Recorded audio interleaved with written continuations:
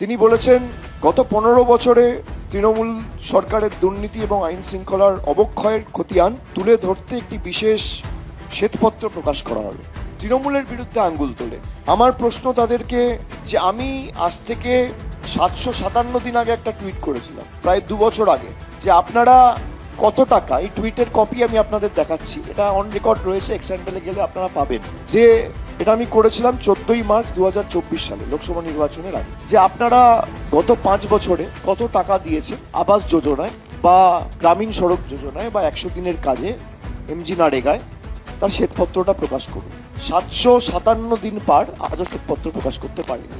তারা তৃণমূলের কার্যকলাপ নিয়ে প্রশ্ন তোলে। এখানে যারা হোয়াইট পেপারের কথা বলে, যারা দুর্নীতির শ্বেতপত্র প্রকাশ করবে বলে দাবি করেছে, সব থেকে দুর্নীতিগ্রস্ত এলিমেন্ট যারা, এবং খালি বাংলা নয়, দেশের বিভিন্ন প্রান্ততে, যাদের উপর ভুরি ভুরি অভিযোগ, যাদেরকে ইডি সিবিআই ডেকে ঘন্টার পর ঘন্টা ডেকে জিজ্ঞাসাবাদ করেছে, পরের দিন বিজেপিতে গেছে, সব ধোয়া তুলসী পাতা হয়ে গেছে। হিমন্ত বিশ্ব শর্মা থেকে শুরু করে, শুভেন্দু অধিকারী থেকে শুরু করে, নারায়ণ রানে থেকে শুরু করে, অজিত পাওয়ার, সে হয়তো আজকে আমাদের মধ্যে নেই, কিন্তু তিনিও তো গেছেন বিজেপিতে। এরকম ভুরি ভুরি উদাহরণ, একের পর এক উদাহরণ আমাদের সকলের কাছে রয়েছে। যাদের বিরুদ্ধে আপনি বলছেন দুর্নীতির শ্বেতপত্র প্রকাশ করবেন, সব থেকে দুর্নীতিগ্রস্তগুলো তো আপনার পাশে বসে আছে।